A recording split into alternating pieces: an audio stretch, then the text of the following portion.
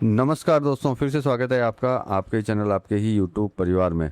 भैया सोयाबीन के ऊपर चर्चा करेंगे क्योंकि सोयाबीन में जो है अच्छी खासी तेज़ी चल रही थी। तब भी मैंने आप लोगों को बोला था कि भैया तेज़ी के अंदर जो है अपने विचार करते हुए चलें, क्योंकि प्रेजेंट टाइम की सिचुएशन जो है सोयाबीन की, जिस समय मैंने वीडियो डाला था उस समय बताया था कि न्यूज़ बेस्ड जो है कंटिन्यू चल रही है। तो मतलब न्यूज़ बेस्ड जब चलती है और उस टाइम में तेज़ी आती है तो बड़े जल्दी जो है विचार कर लेना चाहिए, क्योंकि वहाँ पे विचार नहीं करेंगे तो कहीं ना कहीं अच्छी न्यूज़ अगर आपके लिए आई तो प्रॉब्लम हो सकती है, ख़राब न्यूज़ आई तब भी जो है आपको प्रॉब्लम हो सकती है।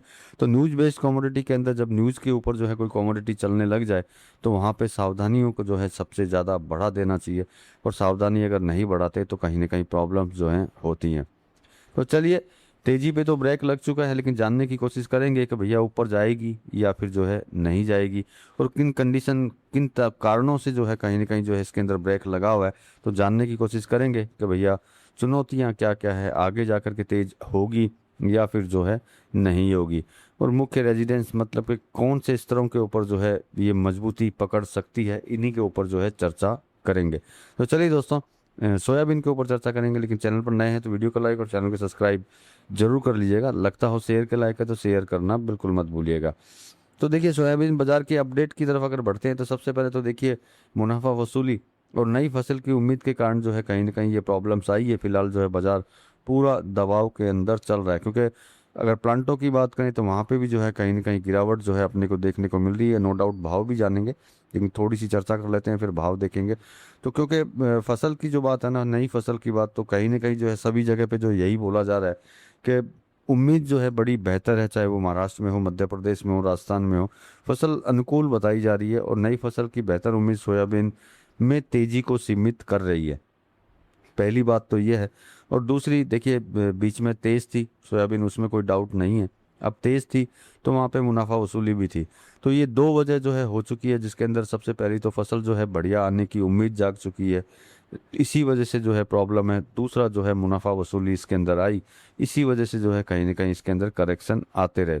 हालांकि मंडियों में जो है पुराना स्टॉक कम होने के कारण जो है बाजार में बड़ी गिरावट नहीं मान सकते कि हम लोग जो है बड़ी गिरावट जो है इसके अंदर आएगी। लेकिन गिरावट गिरावट ही होती है, चाहे वो छोटी हो या बड़ी हो।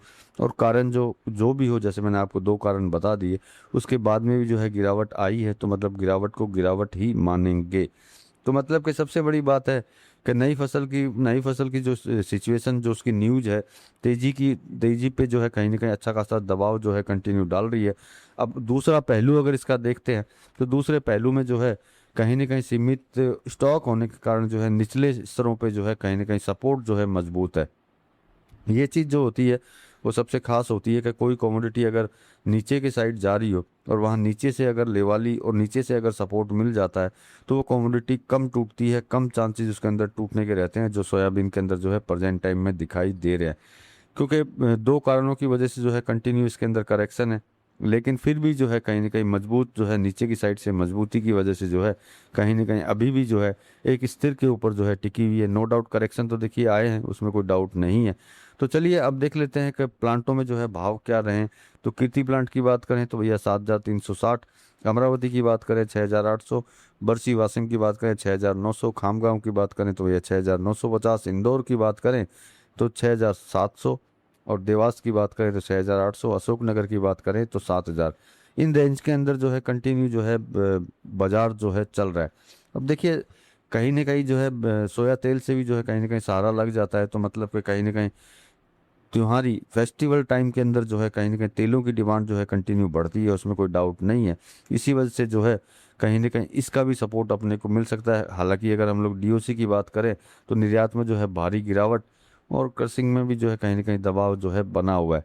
तो मतलब कि प्रेजेंट टाइम की सिचुएशन को अगर देखते हैं तो कहीं ना कहीं जो है किंतु और परंतु जो है सोयाबीन के अंदर चल रही है।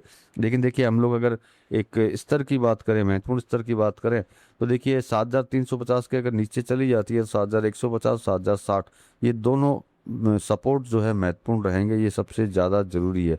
ये क्योंकि महत्वपूर्ण सपोर्ट स्तर रहेंगे, क्योंकि ये इनसे अगर नीचे चली जाती है तो कहीं ना कहीं दिक्कत है। लेकिन चिंता की बात नहीं है, क्योंकि देखिए कोई भी कमोडिटी हो उसमें करेक्शन ना आए वो हो नहीं सकता। लेकिन करेक्शन आने के बाद में जो मैंने आपको बोला कि नीचे से अगर सपोर्ट किसी कमोडिटी को हो तो तेजी के चांस भी जो हैं बढ़ जाते हैं, उसमें भी किसी तरह का कोई डाउट नहीं है जो इसके अंदर लगता है।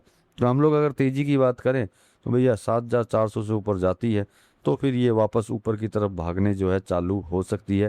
तो मतलब कि थोड़ा सा इंतज़ार अपने को करना पड़ेगा करेक्शन का। करेक्शन होने के बाद में नीचे से कहीं ना कहीं अगर ख़रीदारी बढ़ती है तो निश्चित बात है कहीं ना कहीं ऊपर जाने के चांसेस जो हैं अभी भी दिखाई देते हैं। बाकी बाजार है, बाजार अपनी दिशा कभी भी बदल सकता है, उसमें कोई डाउट नहीं है। जब भी खरीदना और बेचना करें तो सबसे पहले अपने बाजार के बारे में अच्छी तरह जानकारी ले लें, उसके बाद ही जो है खरीदना बेचना करें। तो चलिए दोस्तों, आज के लिए तो इतना ही। मिलते हैं अगले वीडियो में अगली जानकारी के साथ में, तब तक के लिए धन्यवाद।